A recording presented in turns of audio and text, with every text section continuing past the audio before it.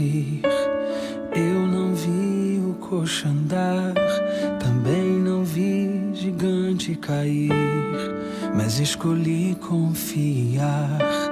Eu não vi Jesus ressuscitar, também não vi o pão multiplicar, mas pela fé que o justo viverá. Muitos duvidam e zombam de mim. Teu Deus não existe, não vai te ouvir, mas isso não vai me abalar. Pois a fé não consiste no que posso ver, mas crer que o impossível vai acontecer. Me ajude a crer. E se o mar não abrir e o faraó me alcançar, eu não vou desistir, não vou duvidar.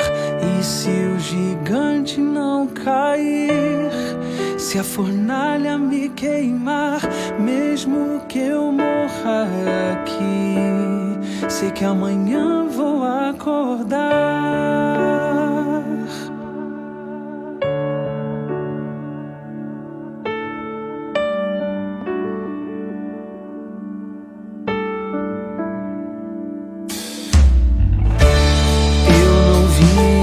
Se abrir, eu não vi o coxo andar, também não vi gigante cair, mas escolhi confiar. Eu não vi Jesus ressuscitar, também não vi o pão multiplicar, mas pela fé que o justo viverá. Muitos duvidam e zombam de mim. Teu Deus não existe, não vai te ouvir, mas isso não vai me abalar. Pois a fé não consiste no que posso ver, mas crer que o impossível vai acontecer. Bem-aventurado quem crê sem ver. E se o mar não abrir e o faraó me alcançar, eu não vou desistir, não vou duvidar. E se o gigante não cair, se a fornalha me queimar, mesmo que eu morra aqui, sei que amanhã vou acordar. Vem me ajudar a confiar. Eu não consigo, Senhor, prometo e minto, Senhor. Não aguento mais confiar em mim. E se a doença não curar, e o emprego não vingar, e o filho não voltar, mesmo se meu barco naufragar, mesmo se minha empresa afundar, mesmo que eu morra aqui, sei que amanhã vou acordar. E se o mar não abrir e o faraó me alcançar, eu não quero desistir, Senhor, não quero mais duvidar. E se o gigante não cair, se a fornalha me queimar, mesmo que eu morra aqui, sei que amanhã vou acordar.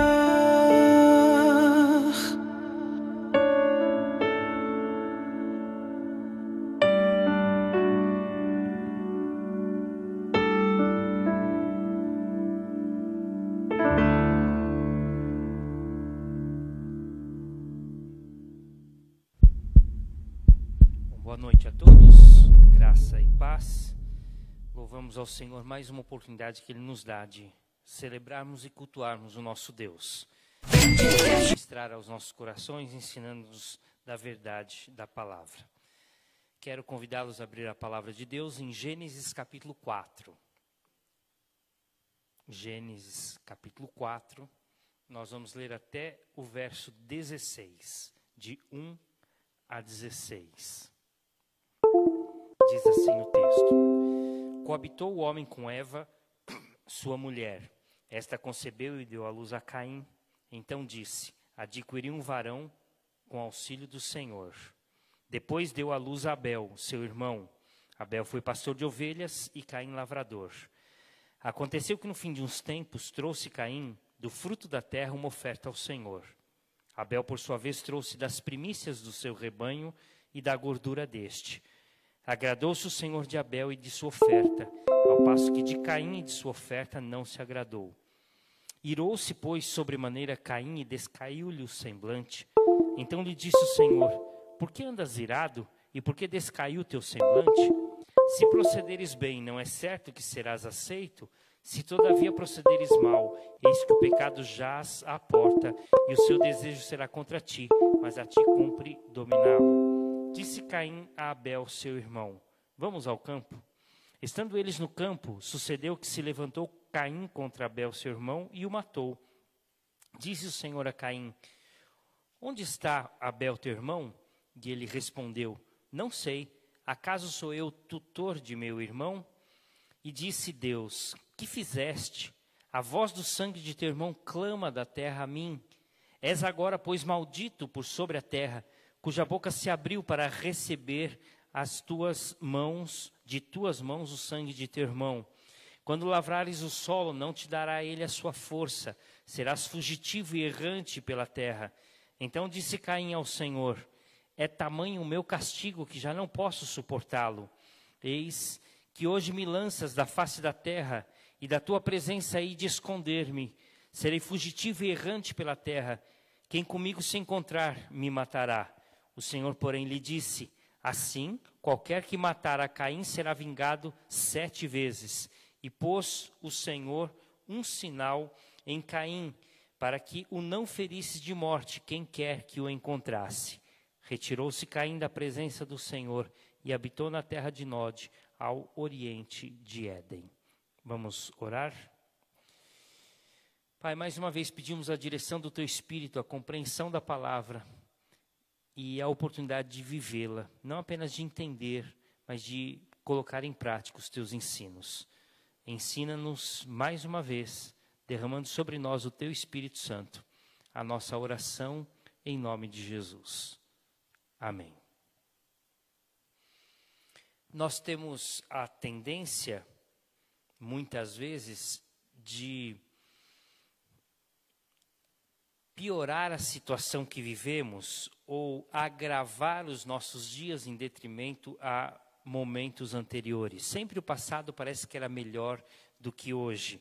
É muito comum lembrarmos com saudosismo os dias da infância, os dias idos, os dias passados, e pensarmos que esses dias são ruins. E realmente basta darmos uma olhada rápida nos noticiários, acompanhar na internet as notícias de hoje, e talvez a gente possa pensar que hoje os dias são muito piores do que eram no passado, tanto na questão da maldade, da malícia, do pecado, das notícias ruins.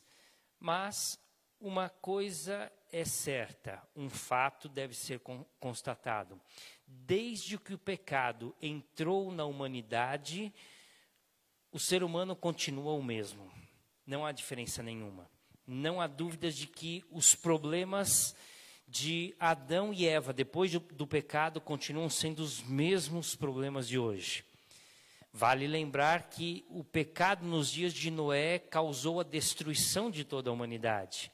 Vale lembrar que o pecado de Sodoma e Gomorra nos dias de Abraão causou a destruição de Sodoma e Gomorra. Vale lembrar que o pecado nos dias da saída do Egito dizimou toda aquela geração de Israel por causa da idolatria, da maldade.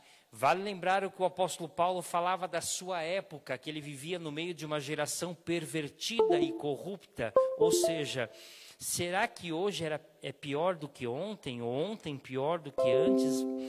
Com certeza, desde que o pecado entrou na humanidade com Adão e Eva, o pecado sempre foi pecado, o ser humano sempre foi ser humano, e a maldade sempre tomou conta da raça humana. Lemos isso na história de Caim e Abel. Talvez fosse notícia de qualquer jornal de hoje, talvez fosse entrevista de qualquer reportagem, um irmão convidando o outro para um churrasco, para um evento no campo, e logo em seguida tirando a vida do irmão, matando o irmão de forma muito cruel, abrupta, muito violenta. Isso seria noticiário de qualquer manchete de jornal dos dias de hoje, sem dúvida nenhuma. Portanto, não dá para a gente dizer que hoje é melhor ou pior do que ontem. Desde que a humanidade conheceu o pecado, através de Adão e Eva, a maldade tomou conta do coração do homem. Portanto, nós podemos pensar que esta geração de hoje foi igual à geração de Caim, sem dúvida nenhuma. E eu quero destacar aqui pelo menos 4 características da geração de Caim, dos dias de Caim, para que a gente pense um pouquinho sobre como foi aquela geração. Antes disso, apenas lembrando, falamos domingo sobre... Obrigado. Falamos domingo sobre a história de Abel, um homem que viveu pela fé, um dos patriarcas da fé. Falamos que ele ofereceu um sacrifício melhor, mais excelente, maior, um culto mais excelente pela fé. E pela fé também obteve um testemunho mais duradouro, um testemunho de ser declarado, de ser encontrado justo diante de Deus. E uma mensagem eterna. Até hoje o sangue de Abel ainda fala, por causa deste episódio, por ser declarado justo diante de Deus. Por outro lado, exatamente ao contrário, a vida de Caim, a geração de Caim. A gente vai trabalhar um pouco sobre isso. Eu quero destacar então essas 4 características de Caim que representam toda uma geração.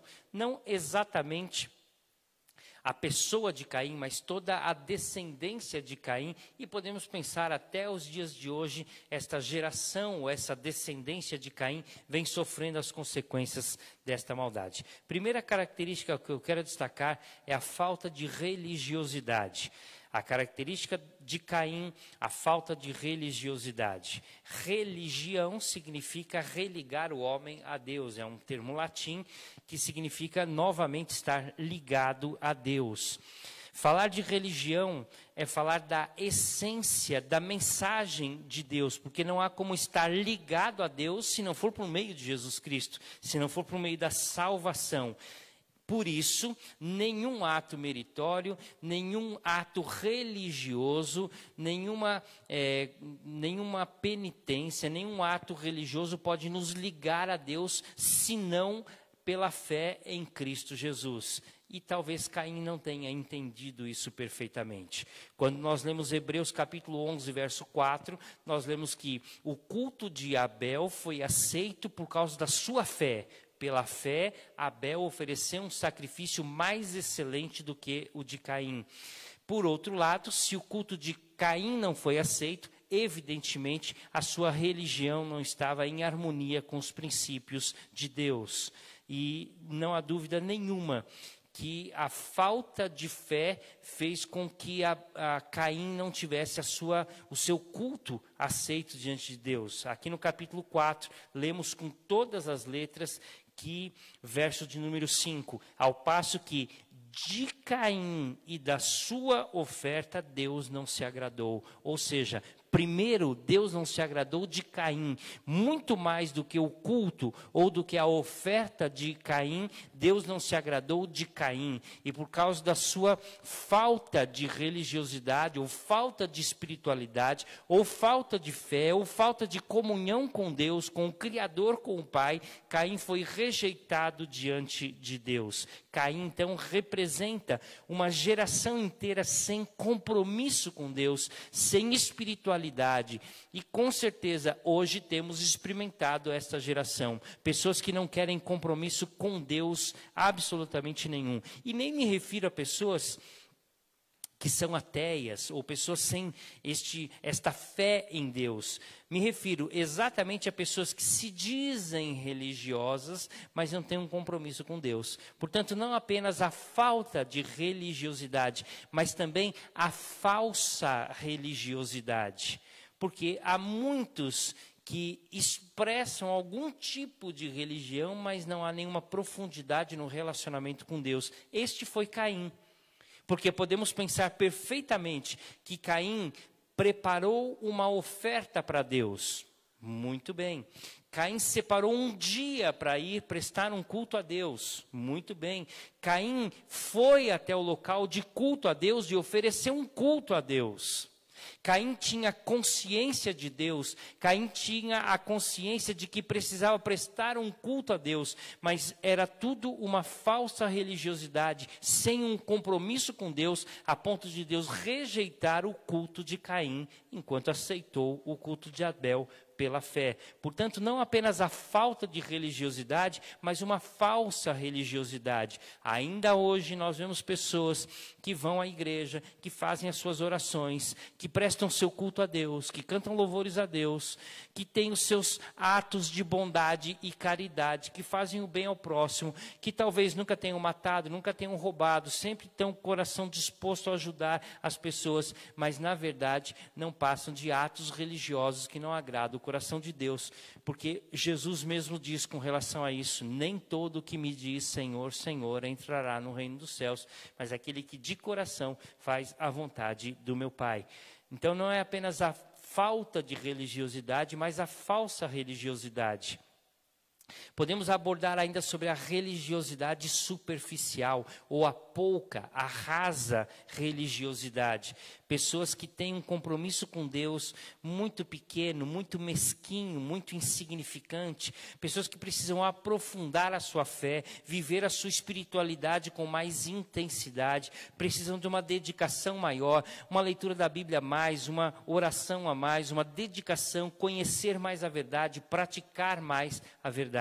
Portanto, eu destaco como primeiro grave pecado de Caim a sua falta de religiosidade, ou a sua rasa religiosidade, ou a sua falsa religiosidade, como ainda encontramos nos dias de hoje. Esse foi o primeiro e grave pecado de Caim. Segundo pecado que eu destaco de Caim, pelo fato dele ter sido rejeitado por Deus, a sua falta de moralidade.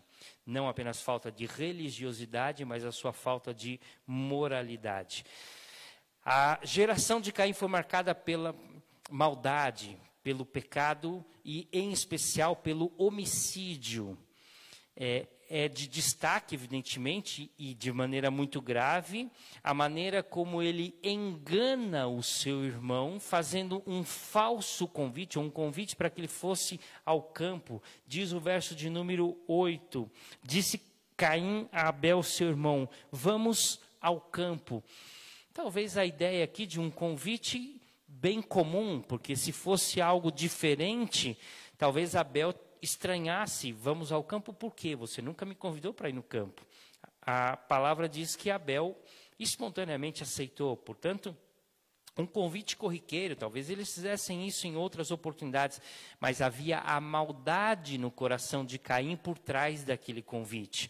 Não era um convite para um passeio comum, não era um convite de uma reunião de família amigável, não era um convite de uma amizade entre irmãos, e aqui irmãos não apenas na fé, mas o laço de sangue, irmãos, filhos dos mesmos pais, não era um convite normal. A maldade e a falta de moralidade tomava conta do coração de Caim, a ponto de Deus observar e perceber isso, dizendo: Caim, cuidado com o que você está planejando fazer. Vamos falar disso daqui a pouco. Portanto, o homicídio tomava conta aqui no coração de Caim. Mas não apenas isso. Repara que a preocupação de Caim, quando Deus confronta o seu pecado, foi exatamente a mesma verdade. Olha os versos 13 a 15 do capítulo 4. Então disse Caim ao Senhor: é tamanho o meu castigo que já não posso suportá-lo. Eis que hoje me lanças da face da terra e da tua presença. Hei de esconder-me, serei fugitivo e errante pela terra. Quem comigo se encontrar me matará. Ou seja, Caim disse: eu cometi um homicídio, mas eu sei também que eu vivo numa geração de homicidas, e quem me encontrar também terá o mesmo desejo. Então, Caim representa toda uma geração corrompida pela imoralidade, corrompida pelo homicídio, pelo desejo de assassinato. Tanto é que o capítulo 4... falando sobre a geração de Caim, se você continuar no verso 17, você vai ver a geração de Caim, e de maneira especial, versos 23 e 24, nós lemos assim: e disse Lameque, um dos descendentes de Caim, às suas esposas Ada e Zilá: ouvi-me, vós mulheres de Lameque, escutai o que passo a dizer-vos. Matei um homem porque ele me feriu, e um rapaz porque me pisou. 7 vezes se tomará vingança de Caim, de Lameque, porém, 70 vezes 7. Ou seja, não só Caim comete um homicídio, não só Caim fica com medo de que o mesmo homicídio se volte contra ele no ato de vingança, como a descendência, a geração de Caim também é marcada pelo homicídio. Lameque, o 5º depois de Caim, se ira contra uma pessoa e mata essa pessoa por uma banalidade total, por uma frivolidade, e mata também um jovem, um rapaz. Quer dizer, ele mata 2 pessoas e ele diz: quem vingou a Caim 7 vezes, a mim 70 vezes 7. Portanto, nós vemos uma geração marcada pela imoralidade, pelo homicídio de maneira direta. Talvez alguém possa levantar a mão e dizer: espera aí, pastor, eu estou livre e isento disso. Não é um problema meu, porque eu nunca matei ninguém e nem tenho desejo de matar alguém, e possivelmente nunca passará pela minha cabeça, nunca vou matar ninguém. Eu posso dizer: graças a Deus por isso, que você continue assim, mas vale lembrar as palavras de Jesus em Mateus capítulo 5, versículos 21 e 22, quando ele diz que nós também podemos ser passíveis da punição, da mesma punição do homicídio, quando ele diz: ouviste que foi dito aos antigos, não matarás, eu porém vos digo, quem odiar a seu irmão sem motivo é como se estivesse matando, ou quem xingar a seu irmão sem motivo é como se estivesse matando. Portanto, acessos de raiva, palavras frívolas, ódio, desejo de vingança no coração, tudo isso aos olhos de Deus é como também se houvesse um homicídio, como se cometesse um assassinato. Portanto, a maldade do coração do homem tem tomado conta das gerações ligadas a Caim, a descendência pecaminosa, ao pecado que tem tomado conta da raça humana. Esse foi o 2º grave pecado de Caim, a falta de moralidade, em especial marcado pelo homicídio da sua geração. 3º pecado grave de Caim, que marca a sua geração, como tem marcado até os dias de hoje, é a falta de responsabilidade, falta de religiosidade, falta de moralidade. 3º, falta de responsabilidade, a falta de preocupação com o próximo, a falta de pertencimento. Olha o verso de número 8 do capítulo 4 que nós lemos.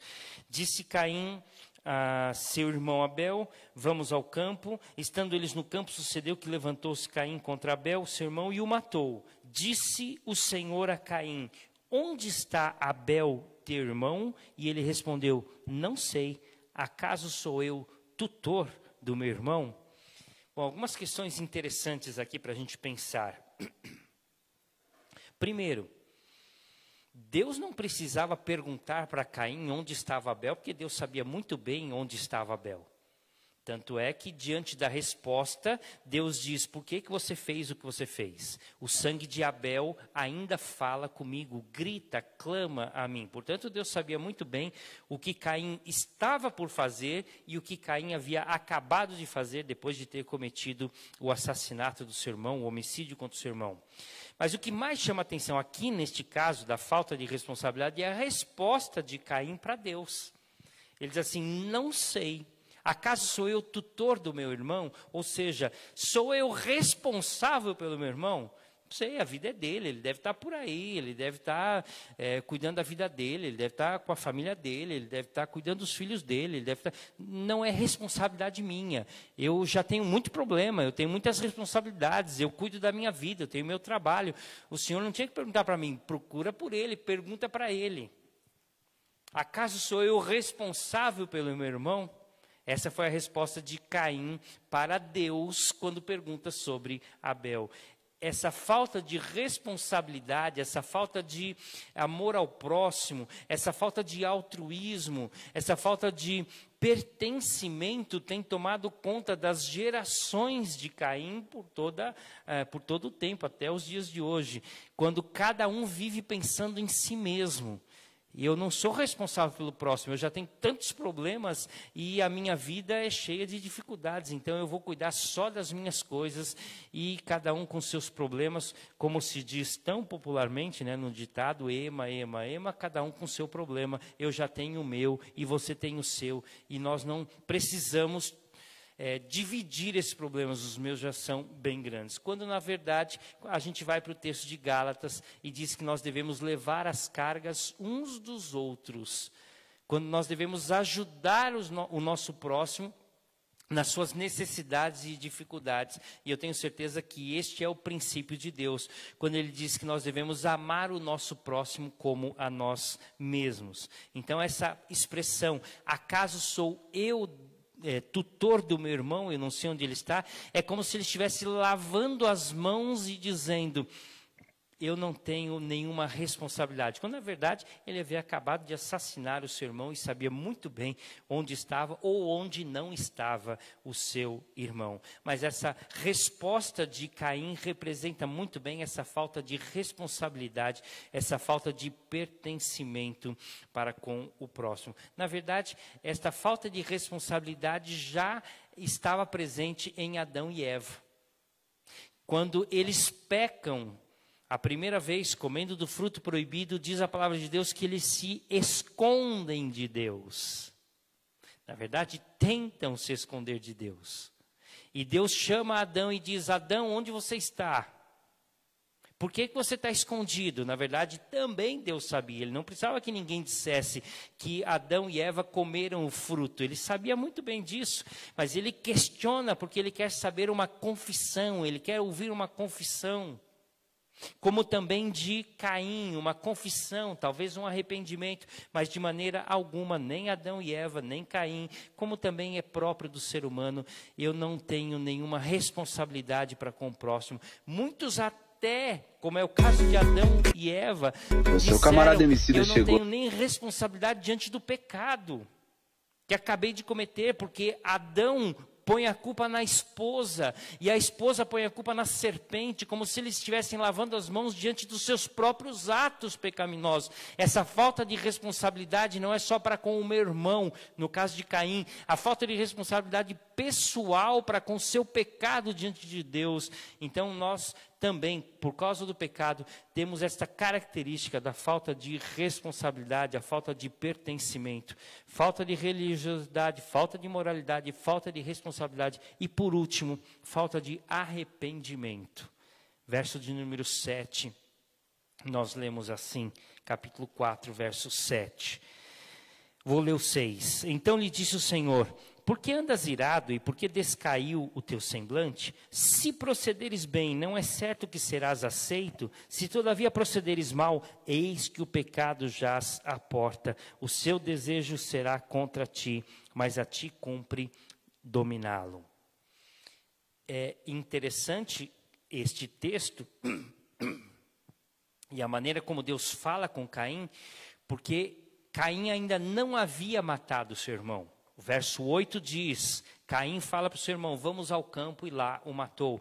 Antes de acontecer, Deus reparou que o semblante de Caim estava triste, estava diferente. É lógico, Deus conhecia muito bem e sabia muito bem o que estava por acontecer. Tanto é que o alerta com relação a isso. Então Deus chama Caim e diz assim, escuta, o que está acontecendo com você? Por que você está com esse desejo homicida, no seu coração. E Deus chega a dizer para Caim no verso 7, cuidado com o que você está para fazer. Se você tivesse agido de maneira correta, ou se você agir de maneira correta, eu vou aprovar você. Mas de maneira nenhuma eu vou aprovar o pecado que você está por fazer. Então Deus dá a oportunidade para Caim de não fazer o que ele estava por fazer. Ainda Deus reforça, o teu pecado, ou o pecado está batendo à porta, e você tem condições de refreá-lo. O texto diz, o pecado jaz à porta, bate na sua porta, o seu desejo está contra ti. Será contra ti, mas a ti cumpre dominá-lo. Eu costumo dizer com relação a isso algo muito interessante. Normalmente o nosso pecado é premeditado. Dificilmente nós cometemos um pecado espontâneo. Eu talvez penso, o pecado espontâneo é quando a gente chuta a quina da mesa com o dedinho do pé e pensa alguns impropérios.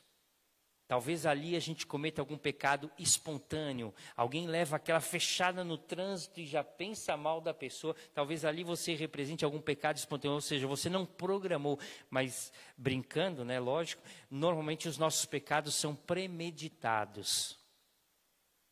Então, nós cometemos o pecado de forma racional, intencional, porque nós maquinamos o nosso pecado.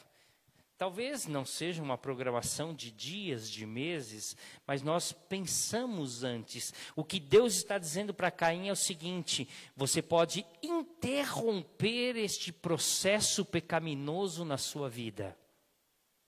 Existe chance de arrependimento. Talvez entre o pensar e o fazer, talvez entre o programar e o executar. Deus deu a oportunidade para Caim, como Deus dá a oportunidade para nós, de não pecarmos, de não errarmos, de vivermos em santidade, de afastar de nós o pecado. Por isso Jesus ensina na oração do Pai Nosso, não nos deixes cair em tentação. Somos tentados não só pelo inimigo, por Satanás, somos tentados não apenas pela sociedade corrompida, mas somos tentados pela nossa própria natureza pecaminosa, somos tentados por nós mesmos, e a palavra de Deus diz, é possível interromper este processo pecaminoso, não peque. Por isso Jesus ensina, não nos deixes cair em tentação. A tentação existe, mas que a gente possa vencer a tentação e não pecar. Deus deu oportunidade para Caim e disse, não faça o que você está por fazer. Mas, de fato, ele cometeu o pecado. Então, essas 4 características pecaminosas representaram Caim e representam a geração de Caim, também pecaminosa. Falta de religiosidade, falta de moralidade, falta de responsabilidade e falta de arrependimento. E eu parto para a conclusão, colocando talvez a mais triste consequência que poderia existir para qualquer ser humano. Verso 16, nós lemos assim: retirou-se Caim da presença do Senhor. Não há consequência pior para o pecado do que esta.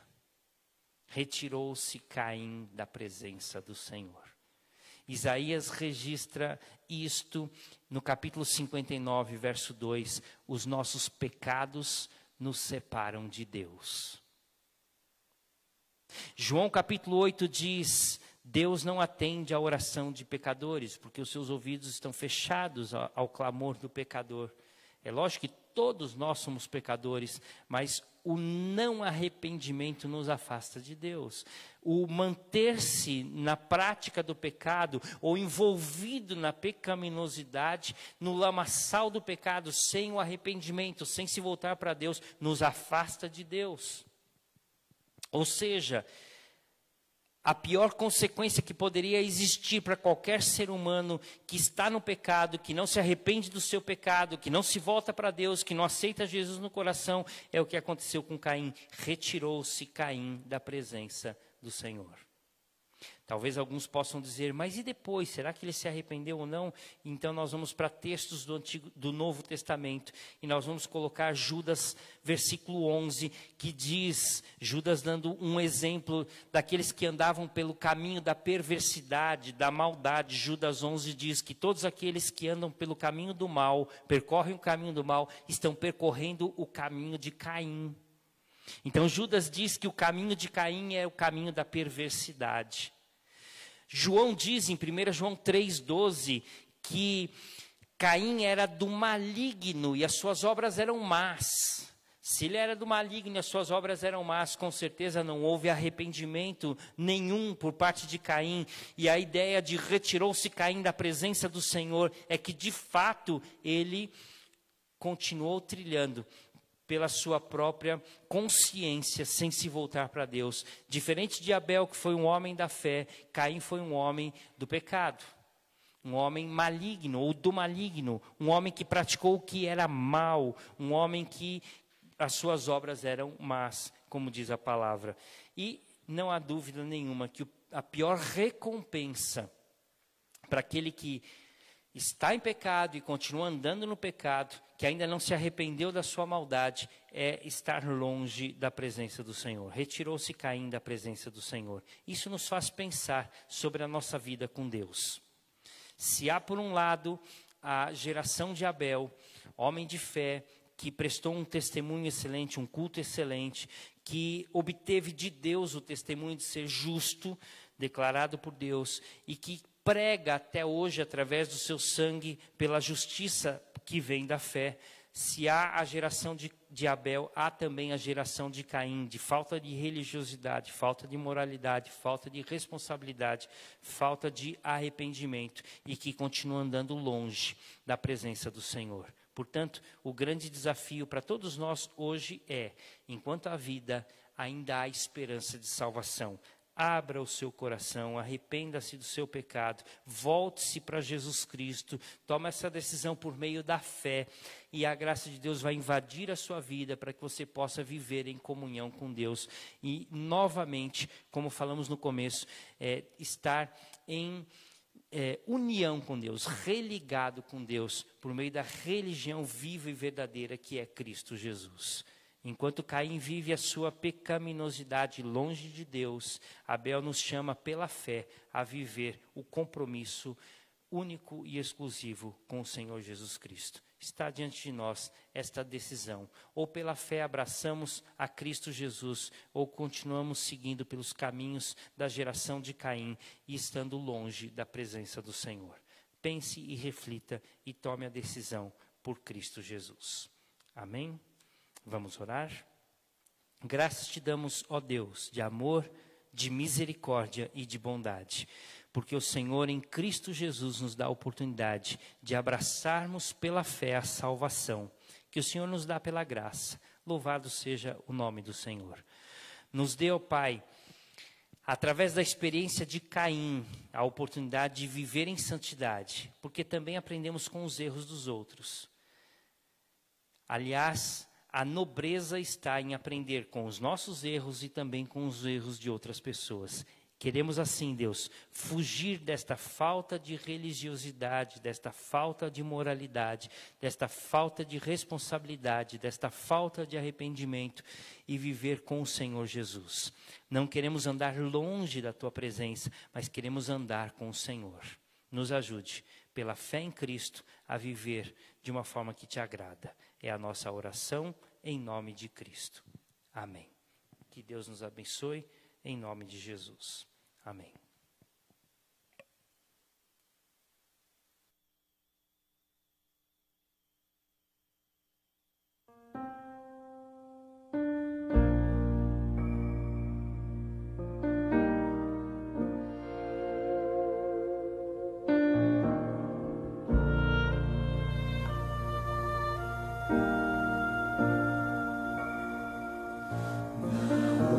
Oração